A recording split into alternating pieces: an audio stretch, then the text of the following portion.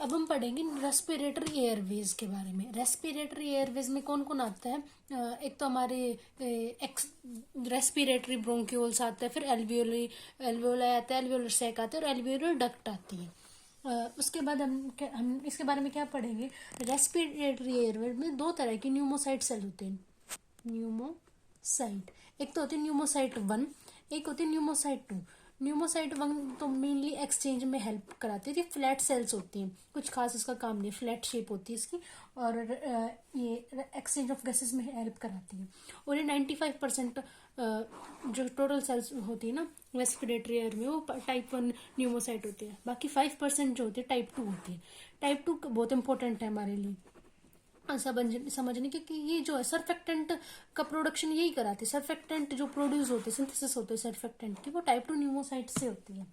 और उसके बाद ये जो होते हैं इनका, ये जो होती है सिमिलरली क्यूब शेप की होती है, कुछ कुछ क्यूब लाइक शेप की होती है, और इनका नंबर 5% होता है। नेक्स्ट सर्फेक्टेंट क्या होता है? अब ये चीज़ आपको ध्यान से समझने की चीज़ है। सर्फेक्टेंट क्या होता है? लिपिड प्लस प्रोटीन का एक केमिकल होता है जो लिपिड प्लस प्रोटीन का बना होता है। और लिपिड में मेजर लिपिड कौन सा होता है? लेसिथिन। लेसिथिन लिपिड का दूसरा नाम है डाई पाल्मिटोफाइल फोस्फोफिटोनाइल क्लोराइड, DPPC। ओके, उसके बाद माइनर जो लिपिड होता है स्फिग्नोमाइलिन लिपिड होता है। स्फिग्नोमाइलिन लिपिड माइनर होते हैं। उसके बाद ये लेसिथिन बाय स्फिग्नोमाइलिन रेशो जो होती है नॉर्मल इंडिविजुअल्स में इक्वल टू और ग्रेटर देन 2 होती है इसकी रेशो। और उसके बाद क्या था कि ये जो इसकी लेसिथिन बाय स्फिग्नोमाइलिन की रेशो होती है, इससे हम फिटल लंग मैच्योरिटी टेस्ट करते हैं। फिटल लंग मैच्योरिटी में क्या होता है कि अगर ये रेशो इक्वल टू और ग्रेटर देन 2 है, इसका मतलब जो फिटस है, जो बच्चा है, उसके लंग्स अच्छे से मैच्योर हो रहे हैं। उसके बाद दूसरा इसका क्या काम होता है? दूसरा जो टेस्ट होता है वो उसको हम बबल टेस्ट बोलते हैं, फिर उसको शेक टेस्ट बोलते हैं। उसमें क्या होता है? एमनियोटिक फ्लूइड लिया जाता है। एमनियोटिक फ्लूइड क्या होता है? जो बच्चा जब अंदर यूट्रस में होता है, उस वक्त जो होता है उसके आसपास एमनियोटिक फ्लूइड होता है। तो एमनियोटिक फ्लूइड वहाँ से डॉक्टर से एमनियोटिक फ्लूइड लेते हैं। आपने 12th में पढ़ा भी होगा एमनियोसिंथेसिस नाम की टेक्निक से। फिर ये ट्राई मतलब एमनियोटिक फ्लूइड लेके डॉक्टर्स बता देते हैं कि सेक्स क्या है बेबी का। तो एमनियोटिक फ्लूइड लेते हैं वहाँ से, और उससे फिर ये बताते हैं कि उस एमनियोटिक फ्लूइड को शेक किया जाता है, तो जो सर्फेक्टेंट होता है वो ऊपर आ जाता है। इसलिए इसको बबल टेस्ट भी बोलते हैं और इसको शेक टेस्ट भी बोलते हैं। सर्फेक्टेंट जो होता है usually 28 to 32 week of pregnancy, 28 to 32 week of gestation में जो होता है सर्फेक्टेंट सिंथेसिस स्टार्ट होती है।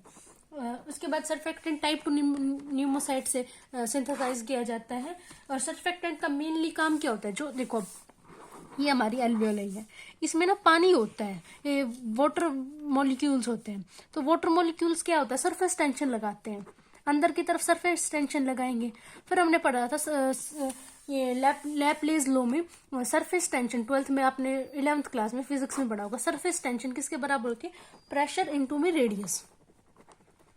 तो सरफेस टेंशन बढ़ रही है, इधर वाटर मॉलिक्यूल सरफेस टेंशन अंदर की तरफ लगा रहा है, तो एल्वियोलाई का जो रेडियस होता है वो डिक्रीज हो जाएगा। तो इस तरह से तो एल्वियोलाई बिल्कुल कोलैप्स हो जाएगी, मतलब कोलैप्स हो जाएगी। तो क्या करते हैं सर्फेक्टेंट? क्या करते हैं ये सर्फेक्टेंट सरफेस टेंशन को कम करते हैं। अब देखो एल्वियोलाई स्फीयर है तो ये 2 आएगा इधर, 2 surface tension equal to pressure into radius.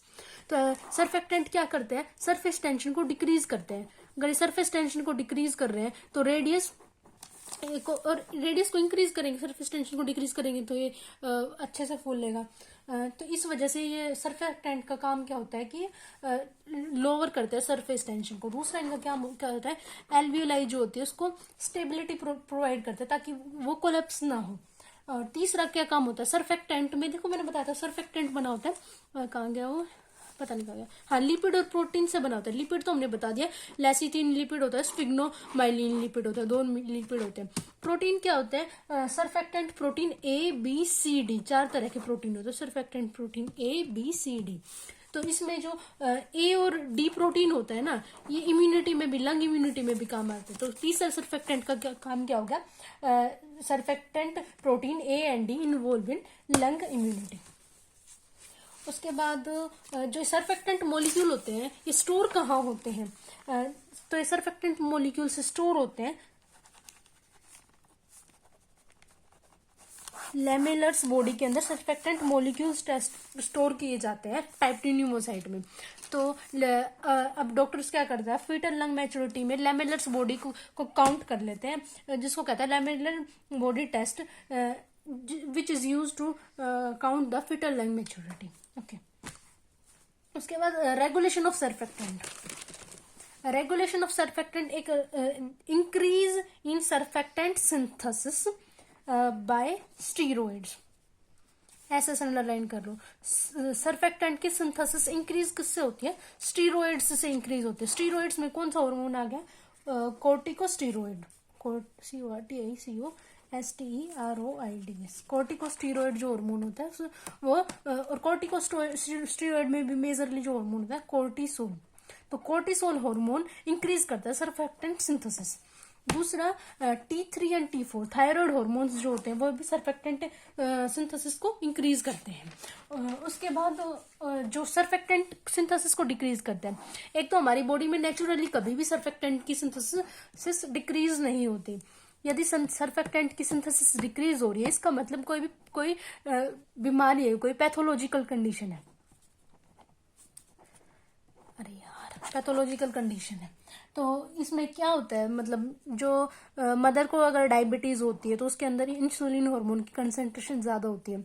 इस वजह से जो इंसुलिन हार्मोन होता है, तो उस मदर के जो बेबी होगा, फिटस होगा, जो उस मदर का फिटस होगा, उसमें सर्फेक्टेंट की सिंथेसिस को डिक्रीज करता है। ठीक है, तो इसको कहते हैं इस तरह को कहते हैं गैस्ट्रेशनल डायबिटिक मियाटस। जो दो तरह की डायबिटीज होती है, डायबिटीज मियाटस होते हैं, डायबिटीज इंसिपिटस, ये बाद में कहीं पढ़ेंगे किसी और चैप्टर में। तो ये जो इस कंडीशन को बोलते हैं decrease in surfactant synthesis is always pathological. Insulin hormone का लेवल यदि हाई होता है तो सर्फेक्टेंट सिंथेसिस डिक्रीज होती है, सर्फेक्टेंट सिंथेसिस डिक्रीज होती है। तो इन्फेंट होता है जो डायबिटिक मदर का, उसमें सर्फेक्टेंट सिंथेसिस कम होती है, और इस कंडीशन को बोलते हैं गैस्ट्रेशनल डायबिटिक मियाटस। ओके, उसके बाद इन्फेंट जो होते हैं, ऐसे इन्फेंट में ये एक डिजीज होती है, इसको कहते हैं हायोलाइन मेम्ब्रेन डिजीज।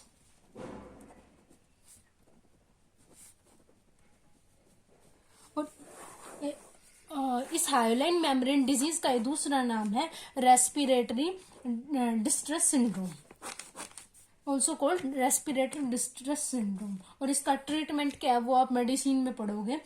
इसका ट्रीटमेंट में ड्रग का नाम लिख देती हूँ, ल्यूसिनेक्टेंट एंड बेरेक्टेंट। तो ये सारा था हमारा रेस्पिरेटरी एयरवेज के बारे में।